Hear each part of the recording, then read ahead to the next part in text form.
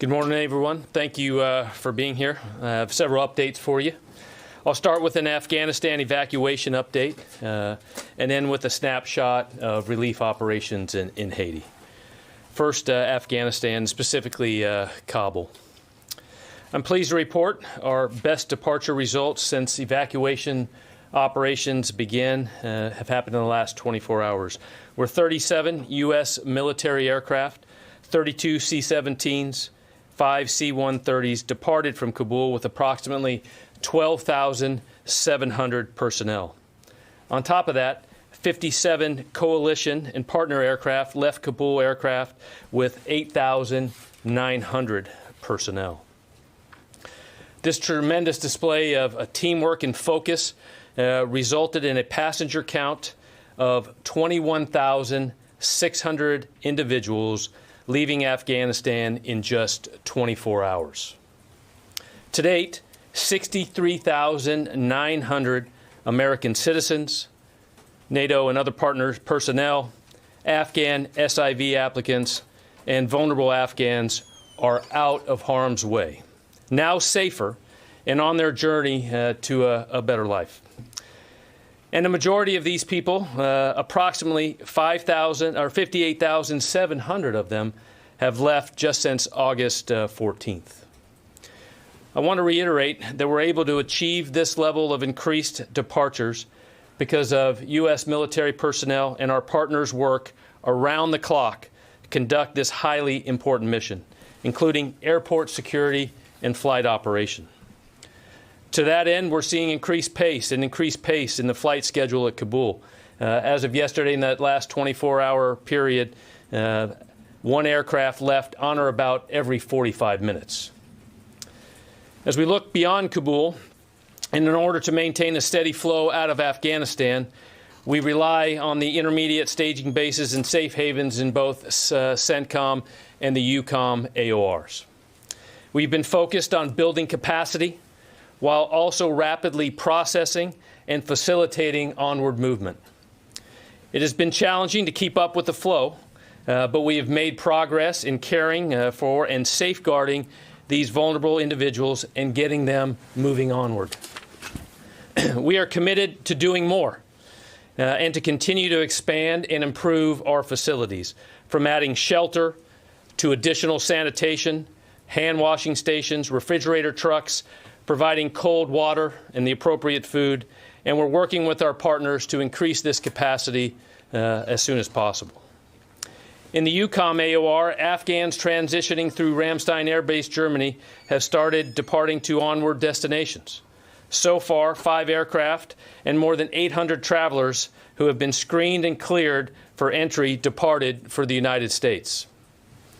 EUCOM has received nearly 8,000 evacuees since August 20th and is considering other installations in Germany, Italy, and Spain in preparation to receive more flights to allow greater throughput to the United States.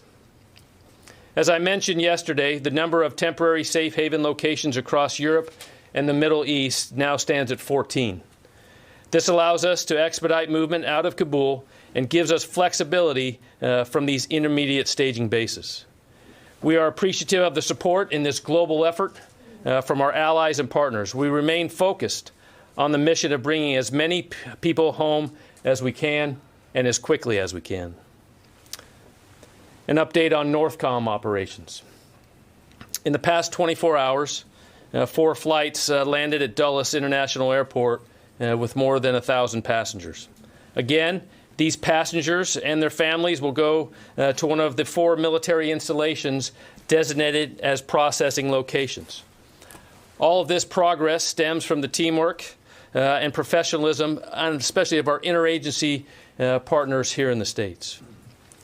We know more hard work remains, that our personnel in Afghanistan remain vigilant, and we share the sense of urgency in this effort. We'll continue to keep you updated on Afghanistan through the week. Lastly, as we look at Haiti, the Department of Defense continues support of USAID relief efforts in Haiti.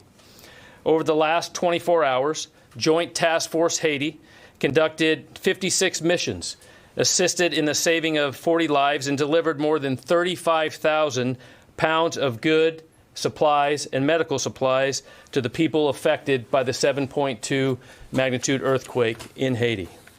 4, United States Marine Corps MV-22 Ospreys arrived to provide additional options for personnel and supply movement. These air assets are in addition to the 18 U.S. military and Coast Guard aircraft already supporting humanitarian relief operations. U.S. maritime vessels continue support also. That concludes my update. Thank you, John. Okay, before we get to questions, I just have a slight update on the baby count. As the general let you know, yesterday 3 babies total. Just to clarify, 1 was born on the C-17. That's the one I think you guys know about. The other 2 were born shortly after arrival at Ramstein in the Landstuhl hospital there on base. So 2 were born at the in the hospital shortly after arrival. I am told that moms and dads and babies are all fine and healthy, and all is looking good there. And if we can get more information on this, I'll be able to provide it a little bit later. Lita. John, a couple questions. I know that you are not going to be able to answer whether or not the deadline is going to be extended beyond the 31st, but can you give us some perspective from the military? Can you get all Americans out in the next several days by the 31st? Do you need more military bases in the United States to house them? Do you need more throughput in order to get that done? And do you need to increase the pace? And one, go ahead. No, go ahead, keep going. No, and the other day, the general told us that there were about 2,500, I think, Americans that had gotten out, but that number has increased over the last several days. About how many have gotten out so far? About how many? Americans. Okay. So the deadline. I'm going to miss some of these, Lita. So just walk me back. You're right. There's been no change to the timeline of the mission, which is to have this completed by the end of the month. We continue to make progress every day in getting Americans, as well as SIV applicants and vulnerable Afghans out. And you heard the numbers that the general briefed just a minute ago, and the vast majority of these individuals are Afghans. So we remain committed to getting any and all Americans that want to leave, to get them out. And we still believe, certainly now that we have been able to increase the capacity and the flow, we believe that we have that we have the capability, the ability to get that done by the end of the month. You asked for, I think, bases here in the United States was another one of your questions. Will you need to increase the number?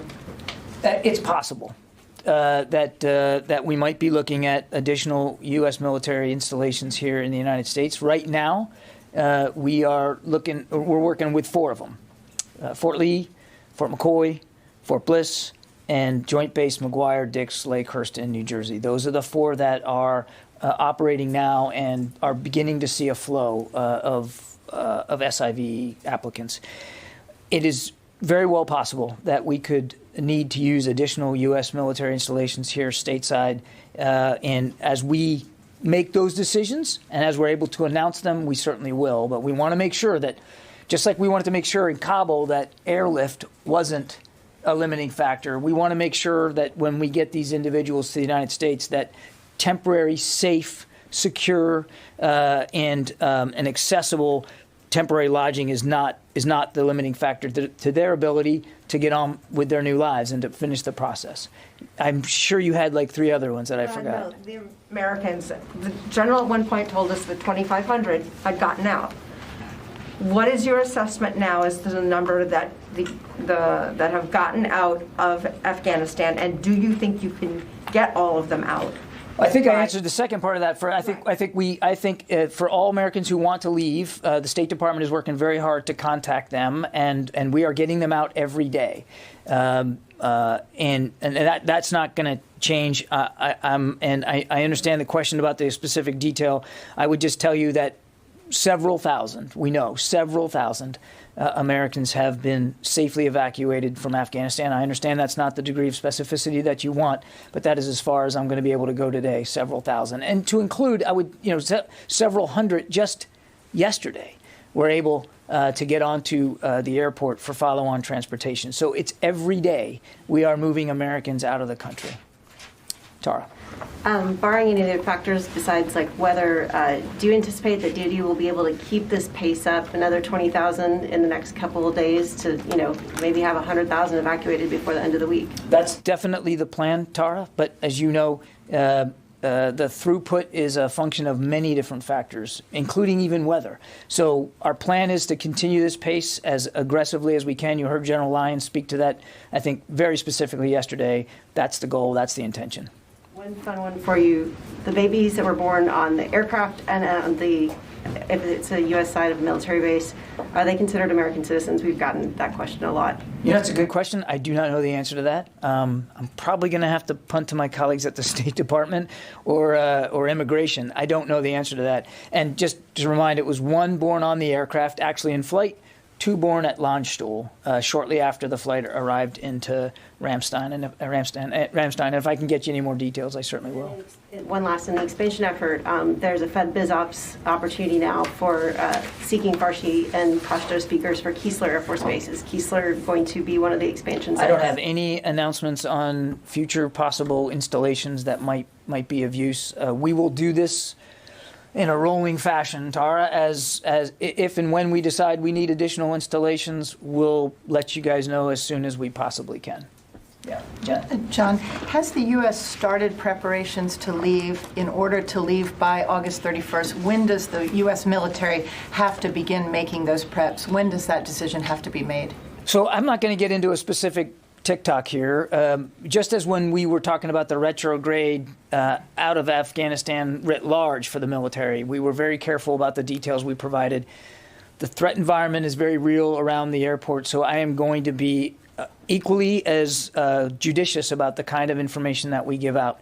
But roughly speaking, you need at least several days to get the amount of forces and equipment that we have at the airport to get that safely and effectively retrograded. I won't get into a specific TikTok. And this is going to be the pace and whatever the daily extraction is going to be. That's going to be up to the commanders on the ground to determine what they're going to move and how and when they're going to do it, because we have a concomitant mission all the way through to continue these evacuations. So you have to be able to do both, and it's a balance. And the Secretary is going to trust the judgment of our commanders on the ground to properly meet that balance. But it sounds like you're still working on an August 31st deadline. We're absolutely still aiming towards the end of the month. And are the public statements by the Taliban the same as the private statements being made to U.S. officials about the deadline and when U.S. should leave? What I can tell you is that the Taliban have been very clear about what their expectations are as well. But the public and private statements are the same. Without getting into details, I'm not seeing much dissonance. And can you give any more details about the firefight that took place today, a second firefight outside the airport, and that there were some arrests by the Taliban of some so-called ISIS people taking videos of the airport? I know.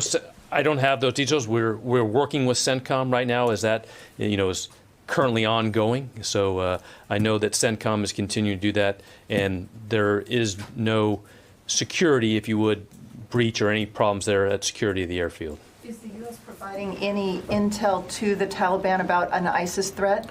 I know the commanders on the ground continue to communicate to ensure that the safety of not only around the gates but the other checkpoints, so that we can continue to process vulnerable Afghans, other coalition folks and American citizens in.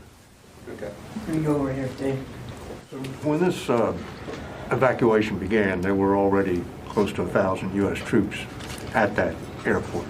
So just to be clear, when we're talking about pulling U.S. troops out, we're talking about pulling all the troops, so you go to zero at the embassy. Is that correct? That's correct. No, I followed the question. That's correct. So you have to take out more than you put in. Yes. Yes, I'm So how does that happen without the active cooperation of the Taliban to keep the crowds away as U.S. troops first thin out their perimeter and then pull back? I'm going to let the general take that for in just a second because I think he's much more informed than I am about this. But I would just make the larger issue that any retrograde out of or drawdown, if you will, out of an environment that you can't assume is always going to be permissive is one that has to be done very carefully, and it has to be sequenced in a very methodical way so that the safety and security of our people and the people we're trying to protect is considered of paramount importance. And so we aren't gonna, and I'll level set with you now, we're not gonna be able to tell you, once we start to affect this withdrawal, whenever, and like I said, we're still planning on the end of the month. Whenever we start it, we're not going to be able to provide a tick-tock every day of exactly what we're moving out and at what pace so that we can limit vulnerabilities in the information space and in the actual physical space of the airport as we move out. But it's all done in a very careful, methodical way so that you can preserve as much capability to the very end as you need, as well as security. And not just the security for our folks, but the security for the people that we're trying to safely evacuate. But I'll turn it over to the general in case he has more detail. I think, Mr. Kirby, you covered that very well. I just would add to that is, security is paramount during any, phase of an operation. So as you look at, as we go forward here, the commanders are going to continually communicate, coordinate to ensure that security is set to allow all those flight operations, all those things to continue to the end. Does the methodical, orderly withdrawal that he just referred to, does that require the assistance of the Taliban? It requires the coordination that I think we're doing right now to maintain that security. Yeah, there's no question that, David, as we work through this, that the daily communication with the Taliban commanders is going to have to continue. That's just a hard fact. Does their promise of cooperation expire on August 31st? I'm not going to speculate about or even speak for them or for their intentions. That we are, the mission has been to end on the 31st. That is the assumption that we are working towards, and we'll just have to keep moving forward. Carla. Thank you. Have there been any additional air evacuations in the city of Kabul? Has the U.S. military done any evacuations of any sort outside of the city of Kabul? Because there are still lots of Americans that aren't even in Kabul. I'll let the general take that.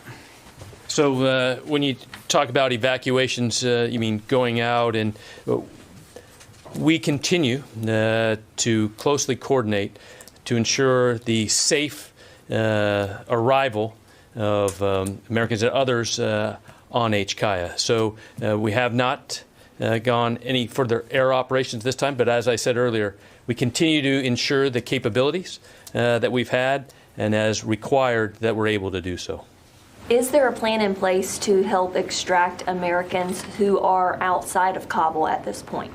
We are always planning and assessing what needs to be done to help Americans get to HKIA, to Kabul Airport.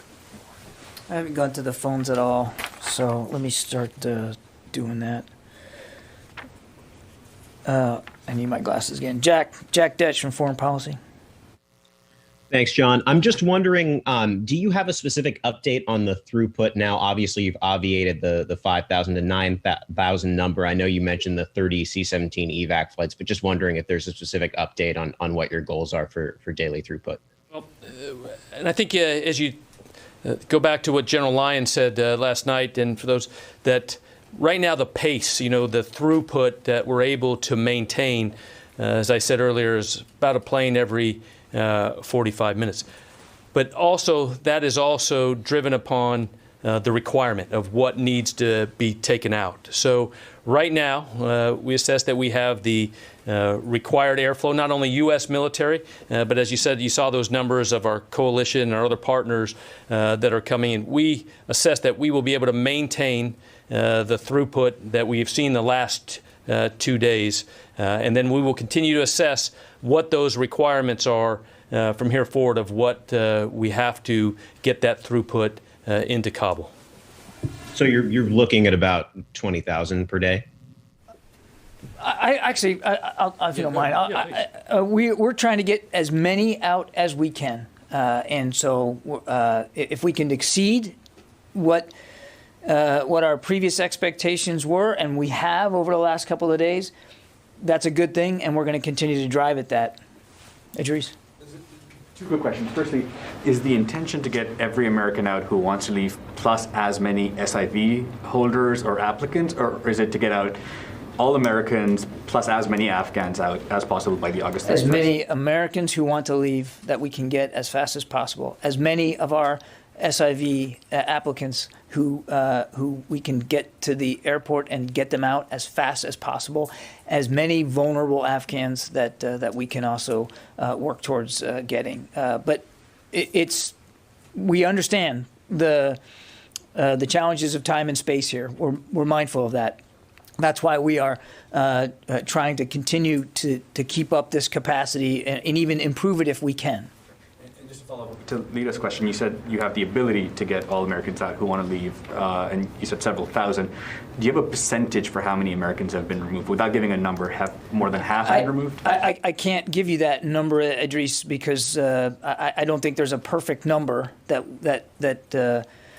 we know with certainty of all Americans in Afghanistan.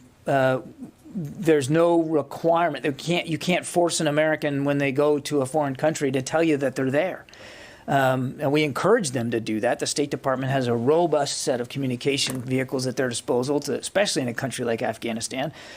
We want to know when Americans are there, but they don't have to tell us. So that's why it's difficult for us to give you, the denominator here. How many are there? And what I can tell you is, and this is out of my lane, but I'll do it anyway. I mean, the State Department has been working very hard to reach out to those who they know are there, or even who they hear are there, to communicate to them, to let them know what evacuation plans are possible and achievable for them. So they're working very hard at this.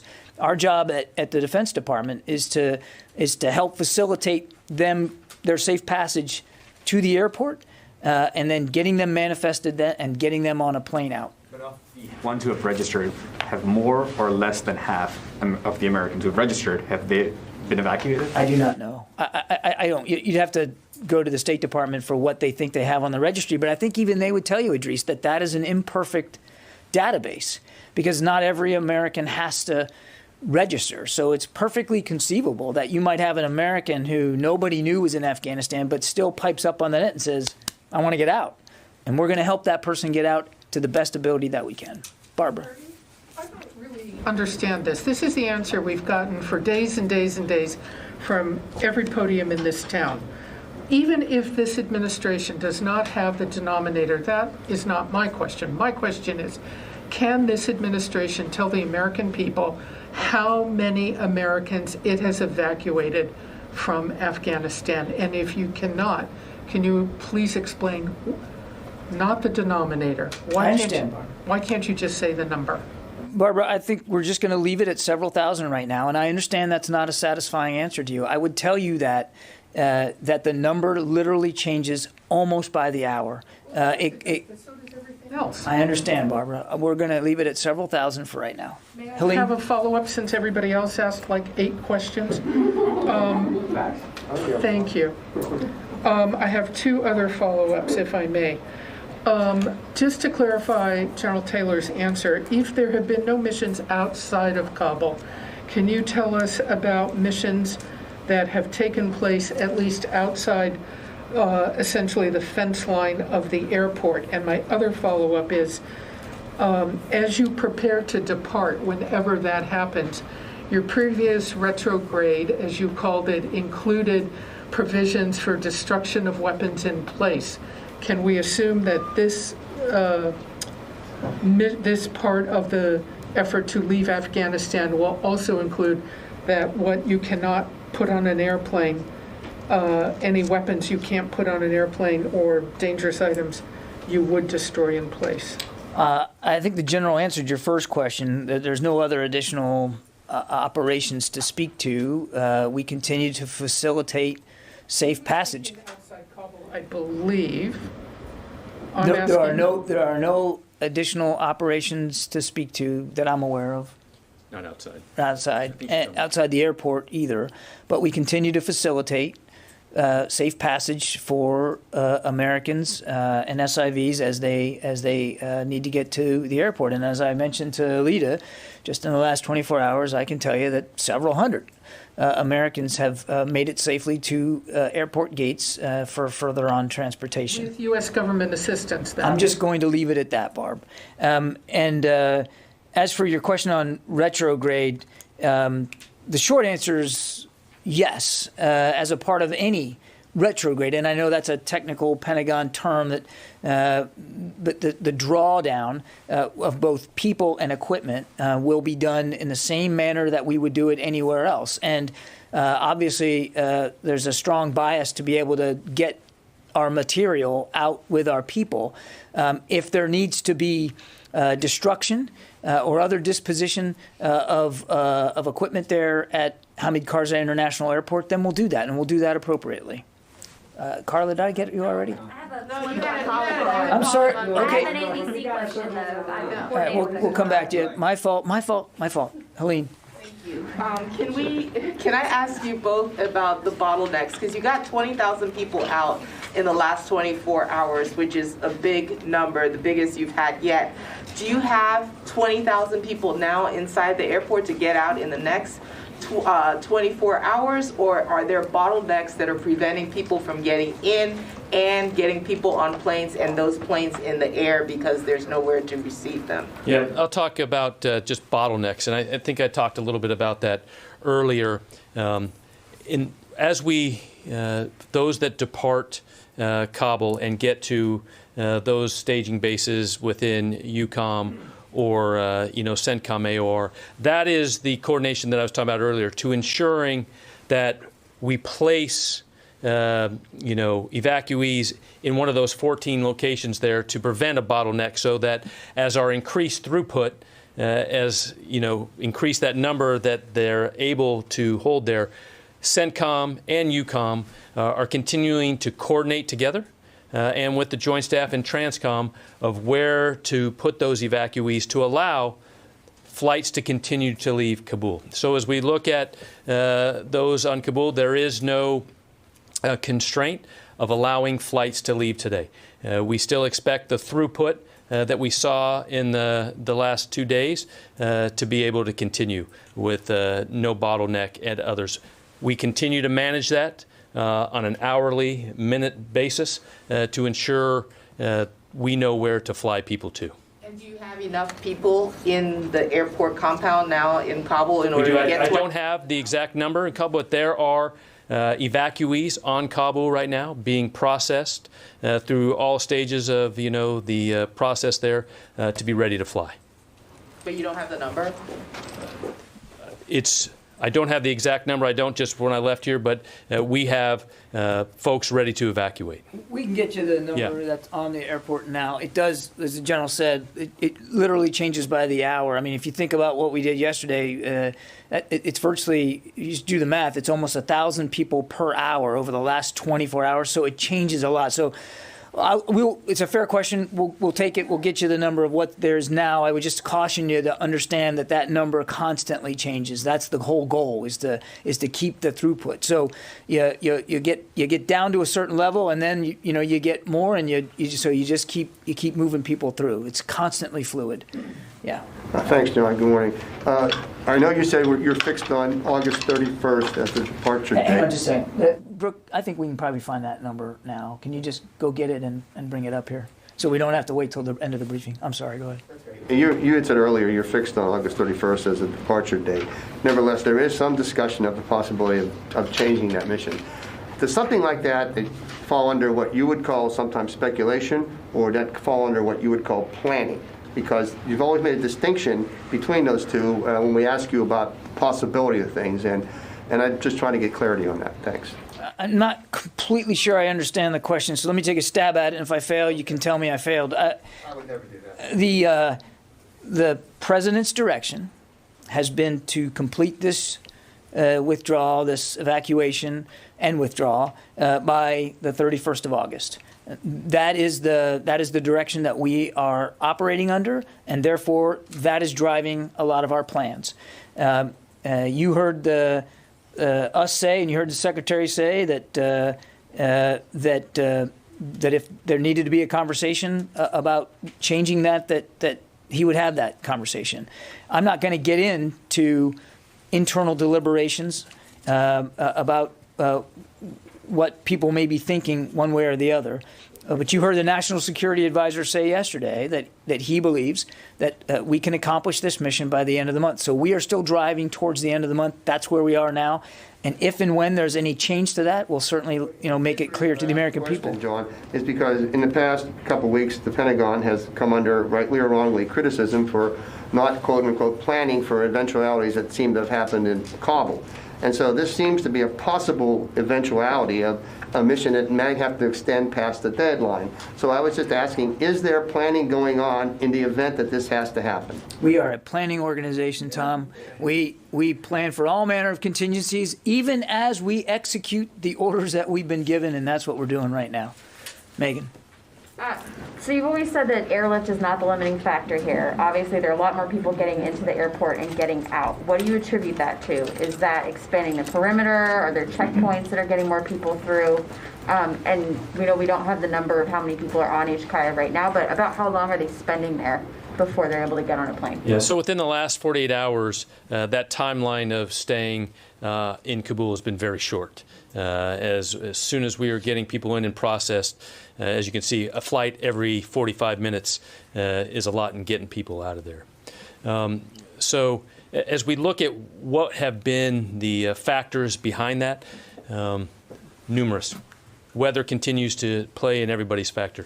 Great coalition and partners and other people volunteering aircraft. And as General Lyons said yesterday, the ability to get not only the aircraft coming into Kabul, but others providing aircraft to fly, people from the lily pads or the safe havens into the States and then moving them around has allowed us to keep that throughput going. And then also, I think the continued ability to inform and get the word out of how to get into the gates, where to come, the processing of those not only through the gates, but the processing internally on Kabul by our troops that are there continues to become more efficient. So are there more people showing up now than there were last week when there was so much panic? I would say as we look at those that are showing up with the right documentation, the right people that have come, I think is one factor that has allowed us to increase the throughput. And there also have been there's the crush of those first few days has reduced as more order and structure around the airport has increased. Security, the processing flow itself has just gotten better, and the crowds around the airport are smaller than they were before. So the situation around the airport right now is just not the same. It's not as chaotic as it was in those first couple of days. Therese? Thank you for taking my question. I've spoken to service members and spouses on one of the bases where evacuees are expected to be housed, and they have a serious concern about COVID. Mm-hmm. So what are service members or anyone living on these bases being briefed to try to ease that concern? Because obviously, as of yesterday, they're still very concerned about that issue. Oh, sure. And they have every right to be. We're in the midst of a pandemic and conducting one of the largest airlift operations in recent American history is no small feat in the best of circumstances, and this one is obviously not the best of circumstances because, in addition to this, we're doing it in the midst of a COVID pandemic. What I can tell you is that screening occurs at every stop, at every stage of the process, and we're doing the best we can to make sure that we've got enough visibility on everyone's health. But again, the focus is on getting the numbers out, and so there's a elementary screening done at Kabul for those who are symptomatic. Additional screening takes place at the temporary safe havens, and then, of course, upon arrival here at the United States, there's screening that's done as well. So it's on everybody's mind, believe me. I mean, we're also mindful of the health of our air crew and our troops at the airport. It's a constant process, and we're not leaving anything for granted. We're taking it seriously. Sylvie? If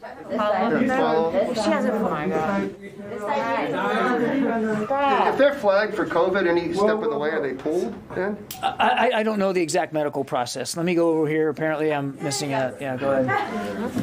Sylvie, I'll come back to you, I promise.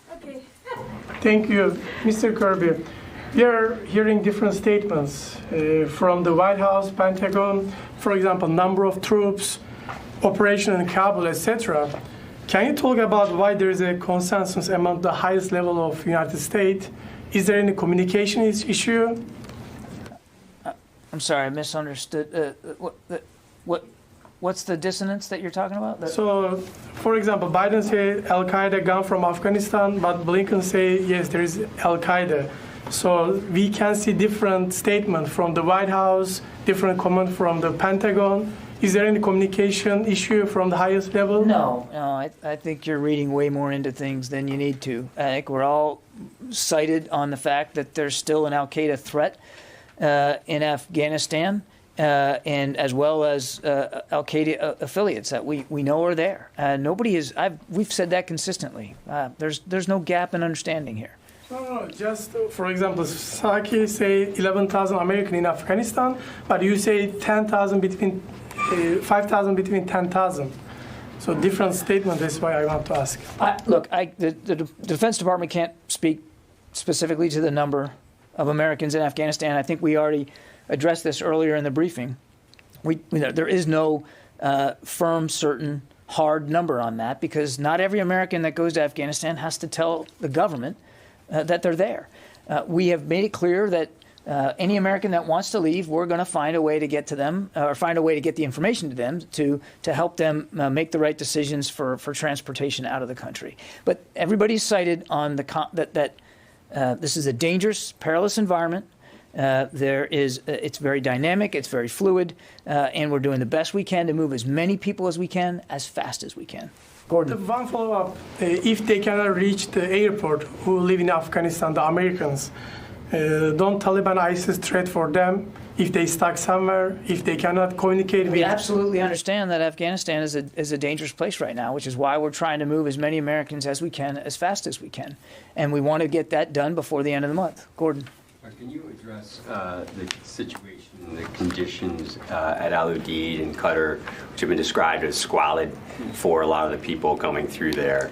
And then if you could, I didn't quite understand what the general was saying earlier about the 14 different stations, like the way stations, because I understood the kind of three main hubs to be, Ramstein, Qatar, and Bahrain.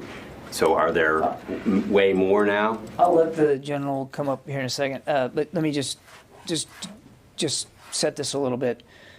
So yes, those are three main hubs, but we are adding to that. You've seen Italy, U.S. military installations in Italy, U.S. military installations at Spain also provide additional capability. And there are other countries in the Gulf region who are willing to take on a temporary basis some individuals. So it's a bigger, broader sort of hub and spoke network than it was just a few days ago. And I'll let the general fill that out for you. On your first question, just let me level set it right away.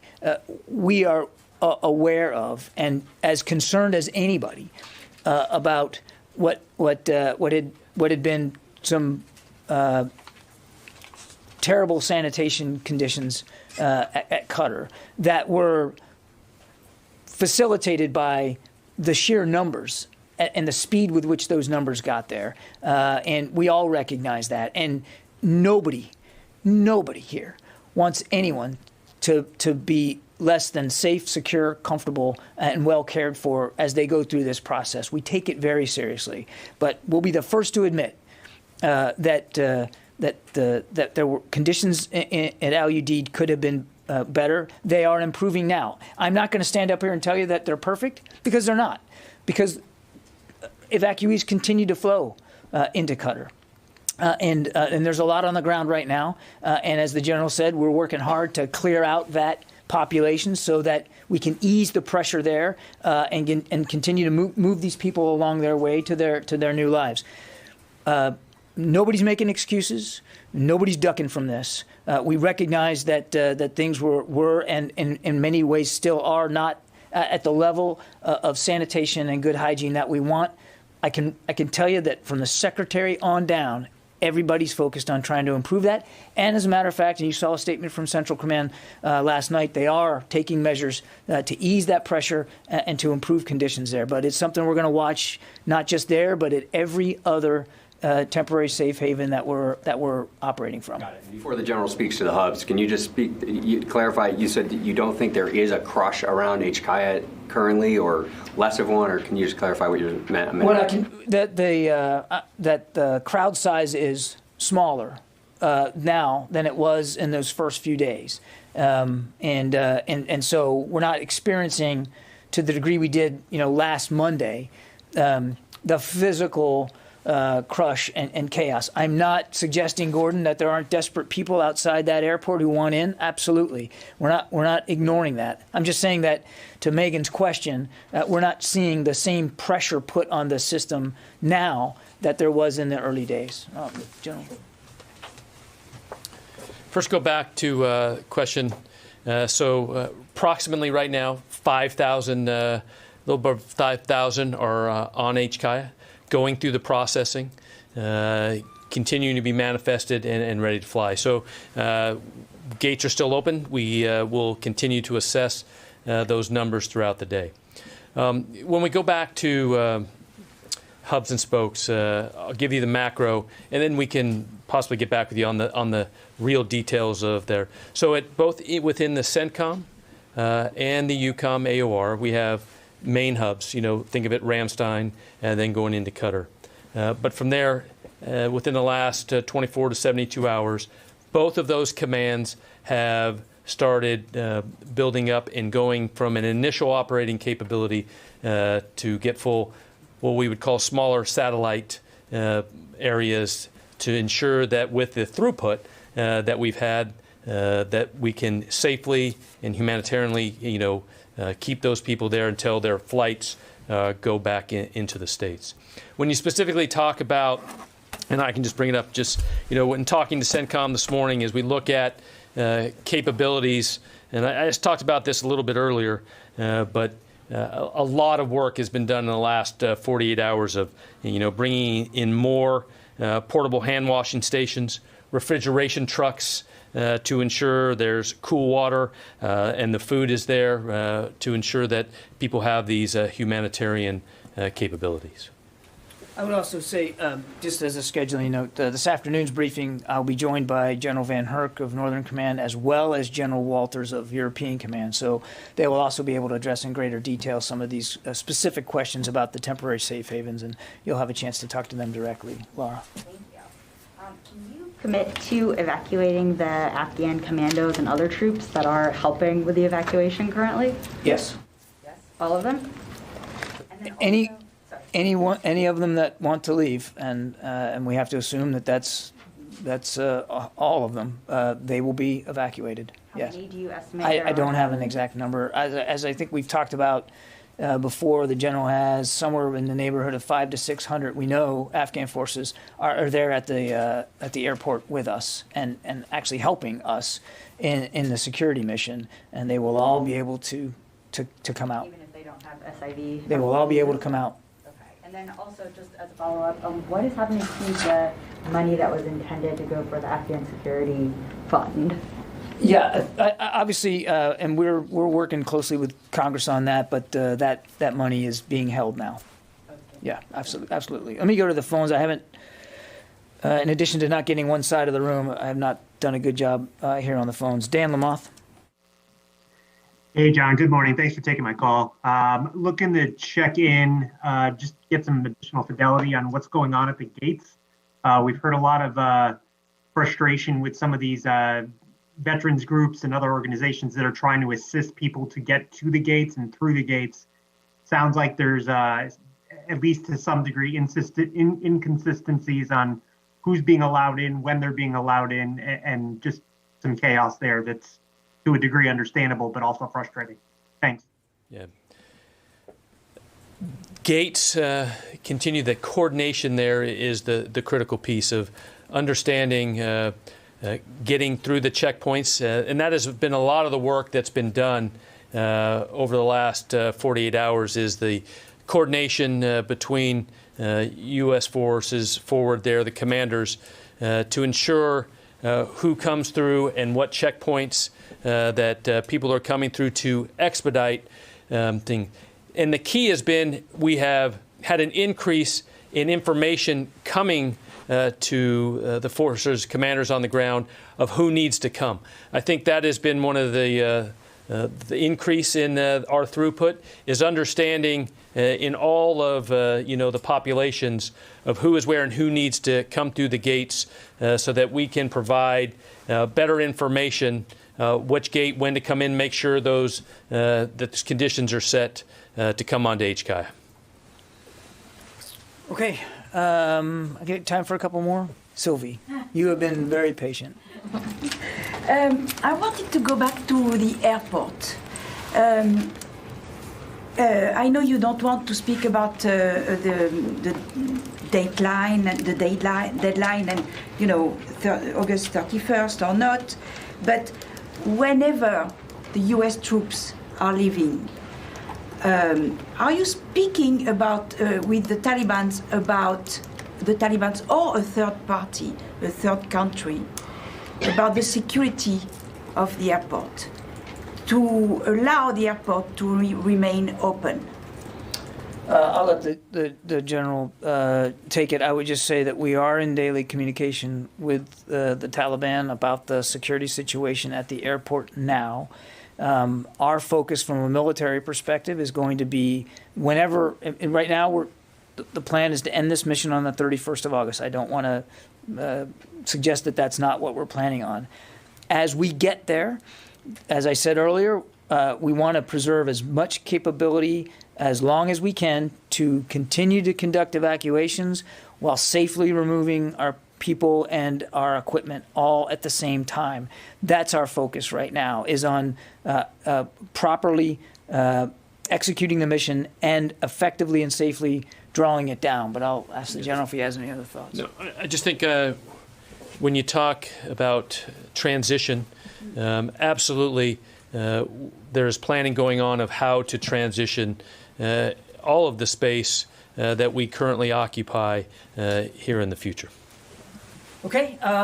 Okay, Therese, go ahead. Thank you so much. It's just a follow-up to my previous question. For those that are symptomatic, what are they being told when they arrive for processing? And then once they're there, being told? So once they're arriving, are they being told, hey, like, what's the process for those who may have symptoms? I don't know how they're getting the information about where they need to go, which gates they need to go to, et cetera, et cetera. So what are they being told? Well, let me take the question and see if we can get a more contextual answer to that. I suspect what they're being told and how the process is being done varies at each location, because there are different demands. Obviously, the demand at Hamid Karzai International Airport in terms of timing is much more urgent than it would be, at Ramstein. So where there is obviously much greater medical capability. So I think it's going to vary, but let me see if we can get you a better answer. Okay, I'm going to have to wrap it up. We'll see you again at 1500. Again, 3 o'clock, sorry. With General Van Herk from Northern Command and General Walters of European Command. I will basically turn the podium over to them, and I assume that that'll be the focus of the briefing. If I need to stick around after for other issues, I'll do that as well. So we'll see you later this afternoon. Thank you.